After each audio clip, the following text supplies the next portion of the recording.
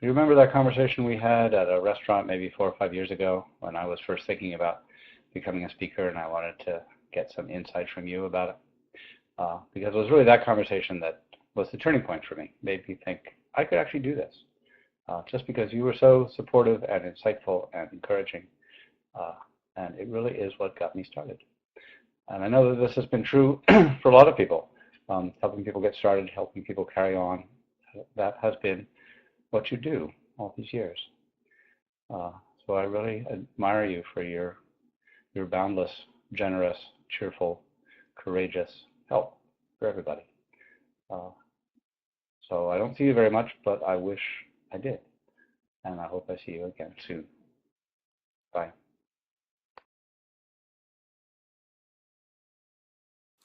Peter Davison, we first met at a coffee shop in Halifax on Coburg Street. I had a program that I thought we could do together. Now, we never did get that program up and running, but I got to know you a little bit better. And then in 2009, it was a really busy year for me, and I was president of CAPS Halifax. You were the outgoing president, and you helped me so much. It didn't matter where I might have been flying in from or driving in from. As long as I got there by 7 o'clock, I knew you were going to have the table ready, the banner up, and be welcoming people. When I think of a lighthouse, I think of a strong and consistent beacon, guiding people to a safe harbor. And I think that's what you have done all those years, Peter. You have been guiding people.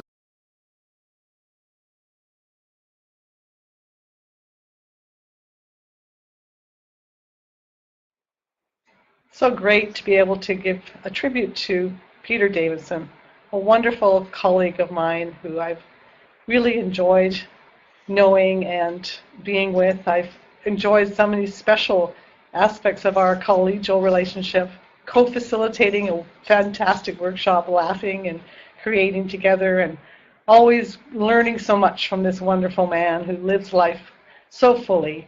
And just the CAPS collegial relationship too, where my first video that I needed to have for my website many years ago, Peter was there at a CAPS meeting recording me. In a couple of minutes I've got something that's still useful on my website. And Peter, I just thank you so much for that. And I think I'm very blessed to know you, and I've learned so much from you. And one of those things, of course, is the gift from the hip and being part of your book, and that's just an amazing contribution to the world. And I feel so appreciative of the opportunity to work with you on that and to learn and to share with the world what we've learned. Thank you.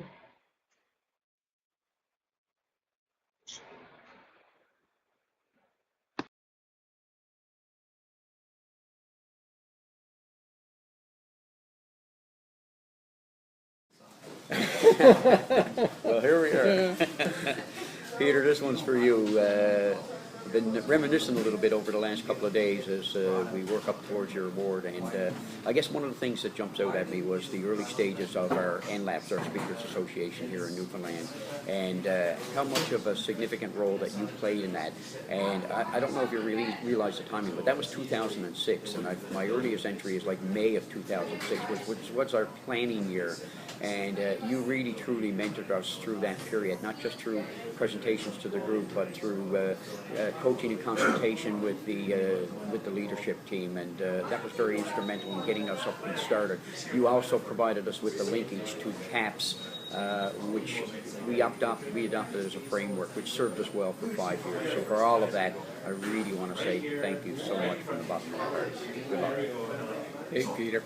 I still remember that time we met at Second Cup out in Bedford, and I was telling you what I was doing, and you looked at me and said, "How come you're not in CAPS?"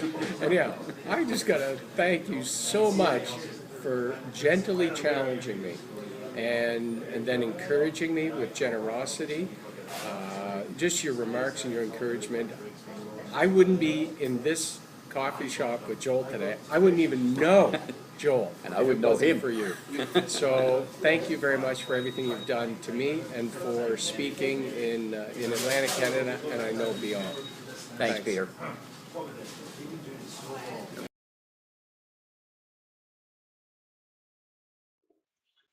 Hi, Peter.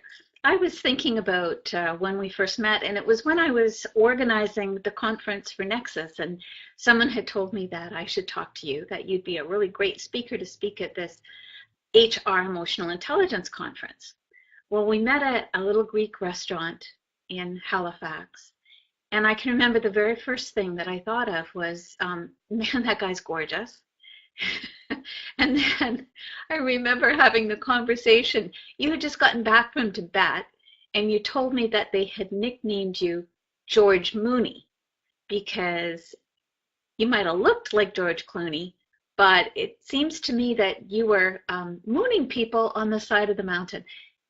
People will have to ask you for that explanation. Anyways, Peter, over the years, what I've come to really appreciate is your warmth and kindness. And I have talked to a number of people who said that if not for you, they would never have joined CAPS. It was because you made them feel like they were already part of that association and you welcomed them, and it made all the difference. Peter, I've loved being your friend, and I will continue love being your friend for many years to come. I hope this is a great night for you. Bye, my friend.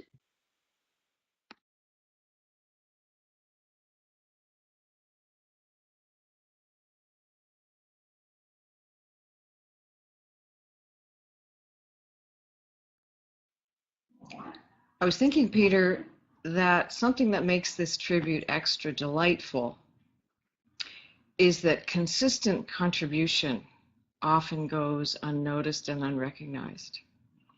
And in this case, we have actually noticed and are gratefully celebrating your consistency of creative effort for CAPS. I remember thinking on a number of occasions at meetings, there comes Peter, and he has guests with him again. So Peter, we want to thank you for your always being there and for inviting others to join with us, for believing in CAPS. It's awesome.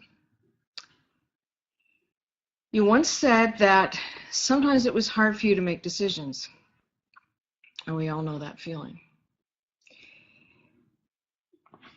However, at some point, you decided to be loyal to promote, and to be such an integral part of CAPS. And we all benefited, and we continue to benefit from that decision. So thanks, Peter. And it wasn't just guests who experienced your warmth. You have always been part of the fun with humor and just plain joining in. Happily connecting to everyone in your path. Always ready for a yak, you might say. And of course, an undying romantic too, since I have known you. I've known you, Peter, for a lot of years. Before CAPS days, I watched you contribute to causes where sometimes nothing much was coming back. So to wrap this up, it is with joy and pleasure that I join in this tribute to someone who has helped build CAPS Atlantic.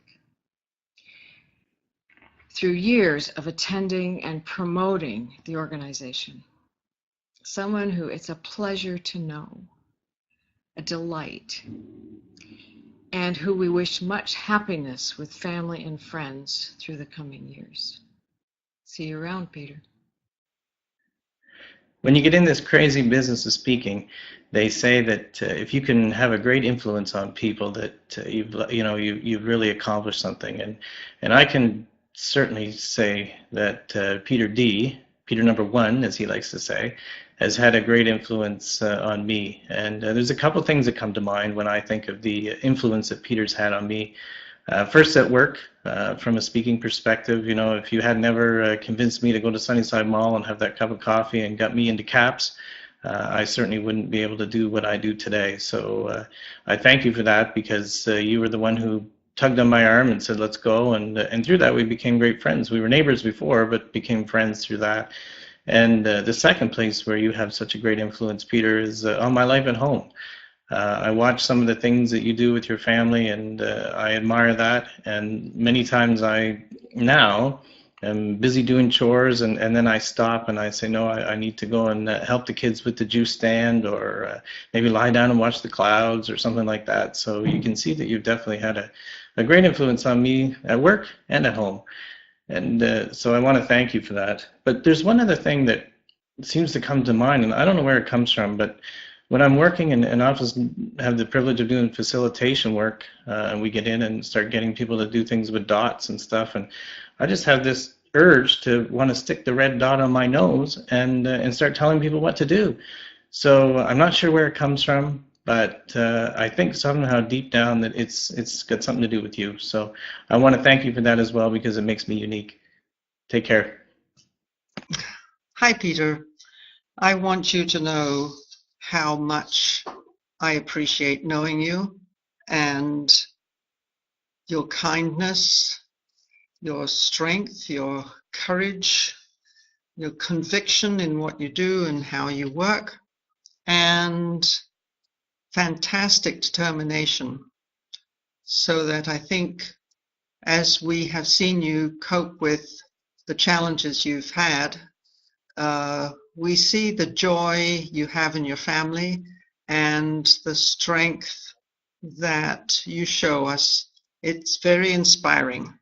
And I think that, actually, I don't know if you know this, but I have a photograph of you on my desk because it reminds me of how strong you are and how much you can cope with what the world has sent you, but also the joy you take in your lovely children and wife, and how I think you get the most out of life.